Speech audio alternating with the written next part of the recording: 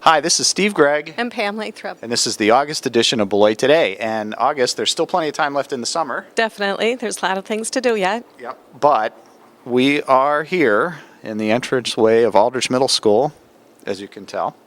And in about 3 weeks or so, there's going to be 400 or 500 6th, 7th, and 8th graders running through here. It'll be a lot busier than it is today, which is very peaceful and quiet. Although I do see in our tour there's, stuff going on. There's gym floors being cleaned and room floors being waxed and chairs all over and lockers being cleaned out. Yep, counting books, getting the books ready. And there is a lot that the school district does over the summer preparing for school, isn't there? There is, and we're going to have Melissa Badger on the show today to tell us what's going on leading into the school year, things people need to know and do. And she's going to present it in a very gentle way because we don't want to shock ourselves into this yet, do we? No, and there's still plenty of time left before school starts. There's a lot of fun to be had. And I know that the city engineering department is glad there's still time left before school starts because they've got some big projects going on this year.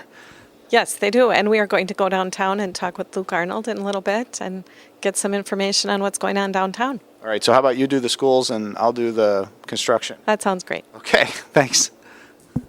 Well, since this is August, it must be our back to school show, and therefore we are here at Aldridge Middle School with Melissa Badger, who is the communications coordinator for the school district of Beloit. Thanks for being here. Thanks, no problem. I just want to mention to the kids first before we get started, don't panic. Summer's still on, but we got a month left of school, so we got to get things get rolling and get ready for the back to school season. Well, it's sort of like let's get down to business here now. I'm at a teacher's desk, and this is not a position I really have ever been in, but it's a great position. This is a beautiful classroom. It's bright and cheerful, and we thank the teacher for letting us borrow it for this segment. Absolutely. Here at Aldridge Middle School, we also want to thank all the maintenance staff for keeping all the classrooms nice and shiny and getting them ready for the students when they come back this fall. So thank you very much to all of them out there. There are a lot of things that go on behind the scenes during the summer, and Melissa is here to talk about registration, which I know that people have been worrying about and thinking about all summer, so let's get right into registration. Great. Well, the first day of school for everybody out there, it's September 1st, and I do want to mention that it is a full day of school for our high school students, and it's a half day of school for our elementary and middle school students. So with that out of the way, we'll go to our registration dates. For elementary, students can enroll if they haven't already done so. They can enroll anytime after August 10th during school hours, Monday through Friday, 8:30 to 3:30. At our middle and high schools, we have Aldridge, which will register the 12th and 13th, and you can come either from 10 a.m. to 1 p.m. or 3 to 6 p.m. Same thing on the 13th. McNeil is also the 12th and 13th. However, they will register from 9 a.m. to 1 p.m. and 3 to 7 p.m. both days. Can I just ask, now where should the students go? Should they go to the school that they're going to attend? Right. You would want to go to the school that you're going to attend, and if you're unsure about that, especially at the elementary level, because we have 12 neighborhood schools, you can go ahead and call our business office, which is 361-4007, and they'll let you know which school you belong in. Okay. Now, when a person registers, what do they need to bring with them? Typically, if you haven't paid your fees, you'll want to bring a checkbook so you can pay those fees, which haven't really increased this year. Though I do want to mention, Beloit Memorial High School students out there, parking has increased by $10 this year. So you might want to save some of that summer job money and get that paid as well at that time. And should they bring birth certificates or any things like that? That should already have been taken care of when you enroll. Registration is mainly a chance to pay your fees, get your schedules, maybe have a chance to walk around and feel comfortable, especially for those incoming students in the schools this year. Okay, then after they've registered, I suppose they're going to need some supplies. Absolutely. And school supplies can be found online at beloitschools.net. We also have extra paper copies available for those without internet access or wanting a quick copy. You can stop by the Colac Education Center at 1633 Keeler Avenue or at any of our local stores. We have Walmart, Staples, and Shopko that has the school supply list. And I've seen sale signs everywhere for many of our stores, including Walgreens and CVS. So now is a great time to take advantage of those great sales. Now, for a person like me, I just don't have anybody in the school district right now, but suppose I just would like to donate some items. Oh, that'd be wonderful. And we do have some businesses that donate every year, and we're really grateful for all the support. It's actually really wonderful to see the families come in and get that help that they need. Beloit is a generous community. I've said it time and time again. Neighbors take care of each other. So what you can do is stop by any of our schools about a week before school starts, and you can ask for several of our school supplies that we have. Usually we have plenty of notebooks, paper, crayons, pens, pencils, all those kind of things you need to get started. Okay, now I know that you have some notes here, and I don't want to forget anything. Now, you're talking about enrollments for some of the special programs. Yes, we are still taking enrollments for the Hedges Education Center programs, which includes our charter schools, Eclipse Charter School, and the Roy Chapman Andrews Academy. And this is more project-based learning, some virtual school learning, a lot of options for different kids in different settings. And then also, of course, for our younger students, the 4-year-olds, we do still have 4K openings. So feel free to stop by any one of our elementary schools to register. And of course, if you have any questions about the 4K program, times, what they're learning, how this benefits them, feel free to call our Student Services office. And that is staffed with very friendly people ready to answer your questions at 361-4042. So supposing a person has moved over the summer. If you have moved, what you want to do is stop by the Colac Education Center. And again, you can call 361-4042. Our Secretary, Marsha Wolfel, is ready and standing by to answer questions, but you will need to fill out some paperwork. We'll need to get the transcripts and things from the previous schools. And of course, even within the district, if you move to a different school or you have any kind of changes to your emergency forms, we need to know about that as soon as possible. And of course, our secretaries stand by ready to make those changes. That is an important thing to make sure that your phone numbers are correct on the emergency forms. I know I have received phone calls at home from some teachers saying so-and-so wasn't in school or so-and-so wasn't in band, and I do call them back and say, I don't have anyone in school right now, so make sure that your phone numbers are current. Absolutely, and we have a new Honeywell Messenger system this year, which we're excited. We're trying this out.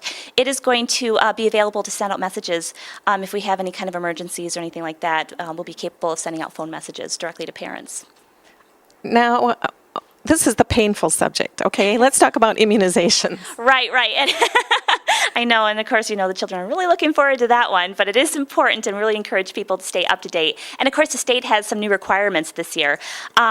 We do encourage those that have not had a DTaP vaccine or any kind of vaccinations with a dose of tetanus or diphtheria in it, within 5 years of entering the following grades must get a vaccine booster this year. And those grades are 6th, 7th, 9th, 10th, and 12th.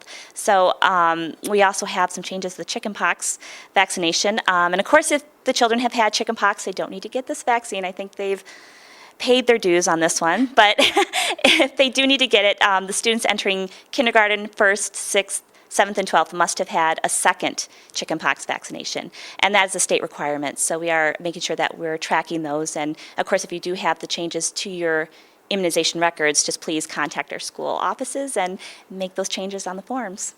Now, I think the Rock County Health Department can help out, too, with some of these requirements. A person doesn't always have to go to their physician. They can go to the health department, right? Oh, absolutely. The Rock County Health Department and your physician. Either way, I really encourage people out there to make those appointments as soon as possible if you haven't already done it, just to avoid that back-to-school rush. And students do need sports physicals, correct? Right, especially those entering the fall sports. Keep an eye on the school schedules, which are usually posted online, beloitschools.net. You want to attend the mandatory athletic code meetings. So if you don't attend those, then you won't be eligible to play fall sports. So really keep an eye on those dates. Most definitely. Fall sports are scheduled to start fairly soon, aren't they? In the month of August, right? Oh, in the next couple of weeks, they'll already start the tryouts and practices. And of course, we're all excited to get started on the football games and soccer and all those great things coming up. A chance to cheer on the home teams. Now, could we just talk about the hot lunch and the breakfast program, too? Sure, and we'll continue that once again this year. I do want to encourage people, if you are eligible or think you may be eligible for a free or reduced hot lunch, please contact our business office, 361-4007. They have forms. It's just a simple form that you just have to fill out so they can verify some information and get that going before the school year starts. And of course, that is also good for our breakfast program. Many of our schools already offer breakfast, such as our elementary schools just offer it automatically. So kind of a help for parents in the morning rush to know that breakfast is going to be ready and going for your student. True, very true. I know that there are some fundraising efforts going on for Beloit Memorial High School, and I just wondered if you had time to talk about that today. Oh, sure. No, glad to do that. We have one major one going on right now. Many of you have already heard that Beloit Memorial High School's theater program, they have been selected to go to Edinburgh, Scotland to participate in the Worldwide Fringe Festival. And this is a huge honor. And of course, costs a lot of money. So we're hoping that people in the community step up and help us out with that. And there's another fundraising effort, I know, for the facade of the high school, but there's a lot of interior work going on, too. There is, and Visit Beloit and some other area organizations have stepped up to kind of collaborate on this effort to give Beloit Memorial High School kind of an extreme makeover in a smaller dose. We know that it makes a big impression on those visiting our city, visiting our schools, and so they hope to do some things like painting, changing some signs, lockers, making the overall effect pleasing and in terms of a first impressions perspective. And of course, if anyone wants to make any donations, if I could just say this, feel free to contact the State Line Community Foundation. They're handling this for us, and of course, your donations are tax deductible, so any little bit helps. Now we have a great big thing that happened in the school district just recently, and that is that you have a new school superintendent, Milt Thompson. Right. Milt Thompson started in July. He actually has started a little bit before then, kind of getting involved with all the different projects and programs, and I must say he's wonderful to work with, and he's very excited to get started on involving the community more in developing curriculum and just getting to know the students and taking ownership of the school. So we're very excited to have him, welcome him, and look forward to working with him in the next few years. Well, we do welcome him to our district, and we certainly would like to have him on a future show, but I think we wanted to let him get his feet wet a little bit first, and then we can hear about his projects. I know that you have a lot of ways to communicate with parents, and you have something new called Twitter, and I'd like you to explain that for us, please. Sure.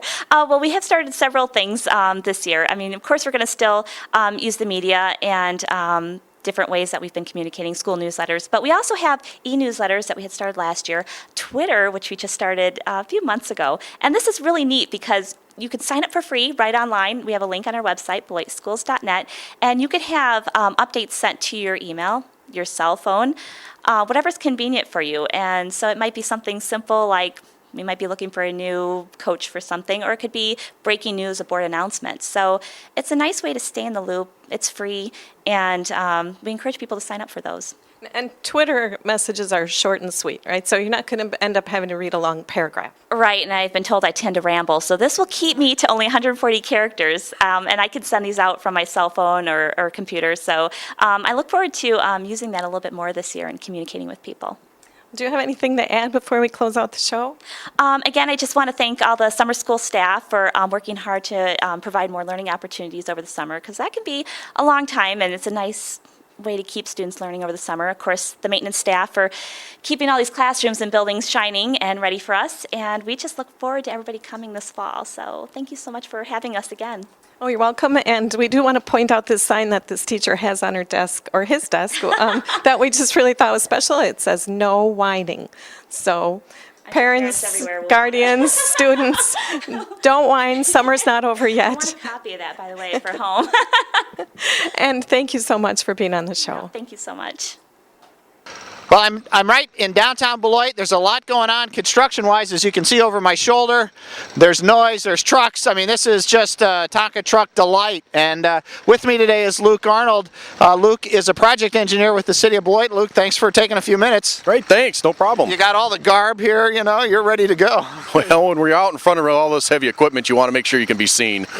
And I'll just stand close to you then, so I don't get hit with anything. But you know, if there was ever an appropriate title for someone, project engineer, I mean, this behind me is both a big project and with a lot of engineering involved, isn't it? Oh yeah, we've got a lot of different contractors involved, a lot of different phases. We've been working on this project for probably a year and a half now. Well, that was one thing I wanted to ask. Now, you know, we all kind of who drive here, you know, just sort of noticed all of a sudden the road being torn up a couple weeks ago and things. But from an engineering standpoint, I mean, you've been working on this for a long time. Oh yeah, the planning for this, like I said, went back about a year and a half when the concepts was started, and the engineering's been ongoing since then, and we're even now still making changes as we find things in the field and that type of thing. So that's been a lot of effort. There's been a lot of people involved in it, and I'm hoping going to turn out really nice when we're done. Yeah. Now, we talked a couple shows ago about the transit center and kind of what this is going to look like, but again, until you're actually out here digging in the dirt, you really, I mean, you have a pretty good idea what's underneath the ground, but as you say, you come across a few things every once in a while, don't you? Oh yeah, we're coming across all kinds of things already. Even out in the parking lot of City Hall, we're starting to put in some of the under drainage, some of the drainage features, and we come across old foundation from the Freeman Shoe Factory. And we're trying to figure out how we're going to work around that right now. So you've got to either dig that up and haul it away and refill it, or somehow compact it better, or? The main problem is that there's still old concrete walls, and we have to put piping through, so there's parts of the walls and the foundations that we're going to have to remove, and there's going to be some planting features and a little pond out there, and so for that area we're going to have to take out the old basements and that type of thing. So we got a bunch of removals that are going to have to happen. Now, with this project, you mentioned the parking lot, there's new roads, there's some work on Sherlin, but the other thing is water mains, and tell me a little bit about some of the stuff that's going on under the ground that we may not see once this is done. Actually, most of the work up to this point has been underground work. We're putting in a new water main to make a new connection and provide service for future lots over by the river. We're putting in a new sanitary force main between a couple of lift stations we have down here, because the old one is in the way of the transit facility. We've been doing some water main upgrades in this area out here in Mill Street in anticipation of the changes, getting rid of some old small diameter mains.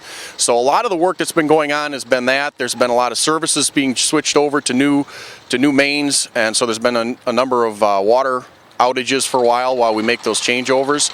We're getting pretty close to being done with the utility work at this point, though, so most of it's going to start to be things that you can see.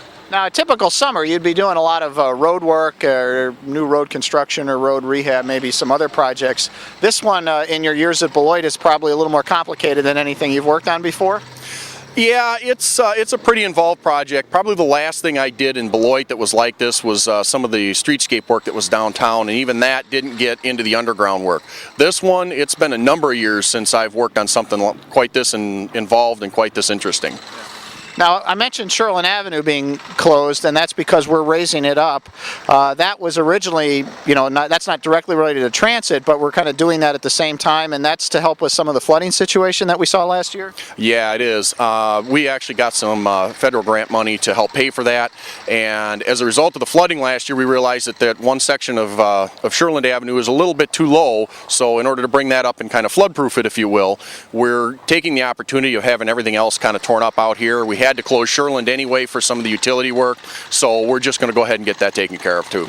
Good. And as I mentioned, the transit facility and a new road, underground, new City Hall parking lot, that's a lot all at once, isn't it? There's going to be a lot of changes down here. We got bike paths winding through all of this, lots of new landscaping, lots of trees and plantings, new street lighting everywhere. It's going to look nothing like it does now. And it'll allow access, maybe more public access to the river. There'll be a place for people to walk and come to the river and things. Oh yeah, the bike path, one of the segments of the bike path will go down along the river. Using the river as a backdrop to the bike path, and that parcel that we've got over across the street is going to have beautiful river access and river sight when it's done. So people can take the bus downtown and go sit by the river. Now, one other thing I want to mention, I mean, I know that summer is the busiest time probably for the engineering department. You have so many projects going on, and I know this is a big one, and this is kind of your baby, but you got any others on your plate this summer too? Oh yeah, we've got a couple of design projects that we'll be seeing for construction next year, but we've also got the citywide resurfacing. We're going to be very similar in scope and the amount of work that we do this year as what we did last year, so there's going to be a lot of that happening.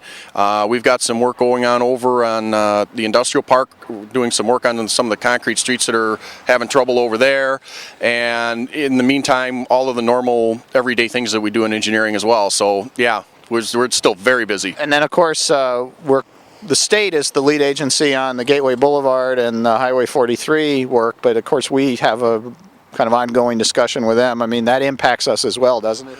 Yeah, there's other staff engineers that are kind of handling that one, so we can spread the workload a little bit, but there's some big things happening out there very soon, and even as we're speaking, there's things happening out there on the interstate. There's other littler, smaller projects happening around town that might not be quite as visible, but are still going on as well. Yeah, now, I guess the only other question I want to ask real quick is, obviously one of the things you had to do here, you know, from an engineering standpoint, this project would have been really easy, I suppose, if you could have just closed down Regal Beloit and City Hall and all the roads for about 6 months. But you've got to do this while these businesses are open, the post office, and at least maintaining some access, right? Yeah, and I'm sure that there's going to be some headaches involved with some of the access at times. We've already had a couple of small incidents. But maintaining the access to Regal Beloit and especially the post office is really what the phasing is all about on this project, and that's been the biggest challenge on the job. It's not the design of the work, it's how to get it all constructed. And still allow people to get around. Absolutely. So, now, I made a promise to Luke that I wouldn't ask him when it's going to be done, but maybe you could at least tell me if everything lines up perfectly, you know, when do you think we'll at least be able to see some new roads and, as I say, the new transit center? At this point, we're working on the new the police department parking lot. When we're done with that, and we've got the utility work done, which should be done next week, we will be starting to work up here on the north end of Mill Street and be closing that and starting to work on the post office parking lot, and there'll be kind of pieces happening in there. We're working on Sherland already. We'll be starting to work on the Water Street extension that kind of follows the river. Hopefully about 2 weeks from now we'll be starting work on that. So things will start changing here in the next 3 to 4 weeks. There's just going to be some big changes, and it's going to continue to go like that right up until the snow flies. Okay, so if I want to mail my Christmas packages, I might have a new road to drive on, maybe, right? That's what we're hoping for. Okay, and then the transit center probably not till the spring of next year then? Yeah, they'll be starting work on that this year. Probably just in the next 2 or 3 weeks there might be some work starting out there, but that won't be finished until sometime next spring. Yeah. Okay. Now the last question. This one I know you know. What are these big concrete things here behind me? They look like they got too many holes in them to be useful. So what are they for? They're storm manholes. Again, going back into some of the drainage issues we had last year, these are new storm sewers that we're putting in and up and down Mill Street to drain the new parking lots that we're putting in and drain the new street. So water goes in there and then it drains out in the storm sewers or whatever. So, okay, well, those will be in the ground before we talk to you again. So, all right, well, as you see, there's a lot going on. Luke is, you know, this is like Luke's break. He's got to go run around and talk to these guys and make sure they're following the plans and everything. So we'll have to send him on his way. But thanks for taking a few minutes and give us an update on this exciting project. Sure, no problem. Thanks, Steve. Okay, thank you. Luke had so much information for us when he interviewed with Steve that we decided an aerial view would be a little helpful for our viewers so that you can see exactly what Luke was going to be talking about. We have a lot of work going on down here at City Hall, and we wanted you to be able to actually get a picture of how it looks now and an idea of how it's going to look in the future. So Luke, could you please come and start telling our viewers what's going on? Thanks, Pam. The first thing we're going to look at is the police department parking lot. As you can see, that is actually fairly far along. That's not going to change too terrible much, but as we start to pan to the right just a little bit, you can see that there's an area where there's a bunch of barrels sitting. There's going to be a new walkway with tree plantings and lights and stuff there, which is going to provide an access out to a new bike path along Sherland Avenue. There's going to be a new bike path basically all the way between the bridge and all the way over down along the north side of Sherland Avenue. As we get into the corner, there's a bunch of piles and a little bit of equipment and things like that. We found an old foundation from the Freeman Shoe Factory. A lot of that's going to have to be removed to put in a new water feature at the corner of the parking lot. As we move through the intersection, this intersection is going to cease to exist as it looks now, and we're going to be putting a new roundabout entrance into the City Hall parking lot and the transit facility parking lot. So this will look much different when we're finished. As we move farther along again, you can see that the transit facility parking lot is starting to take shape very nicely. You can even see where we're going to have a couple little islands and where the entrance is going to be coming out up by the fence to the water tower. Just beyond that, there's the existing bike path as it comes out to Sherland Avenue. That is where the new transit facility will actually be at. There will be entrances and exits onto Sherland Avenue for the buses. As we move farther up, you'll see that there's some work happening just beyond the water tower over by the bridge. That is where we're raising Sherland Avenue. Where the piece of equipment is working right now, you can kind of see off in the distance, that is where the new water street is going to connect to Sherland Avenue. The new water street is then going to kind of follow the river as we pan to the right, and we'll move slowly through there. This is the old treatment facility from the city of Beloit.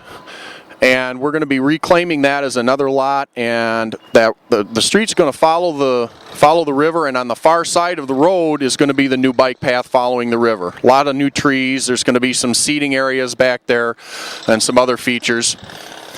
As we come around to where they're making all the noise now, you can kind of see where there's a couple of trees sitting down just to the left of where the mailboxes are at. That driveway and the parking lot where those mailboxes are sitting for the post office is where the new water street is going to come back through as it loops around and comes back towards Mill Street. That will then take a swing to the north and connect up with where Mill Street is at on the outside the front door of the post office. Down below us a little bit, as the camera will pan down there in just a moment, there's the existing Mill Street is going to get taken out. In the backdrop of that, you can see that the Regal Beloit parking lot, which was finished a couple years ago, is still there. That is actually going to be expanded and come back over, and that is going to be expanded and come back out into what's now Mill Street. So they're going to have some additional parking. Where the cars are parked in Mill Street right now is actually about where the end of their lot's going to be at. So that's all going to turn into parking and be turned over to them. That's kind of a quick thumbnail overview of all of the things that are going on around here.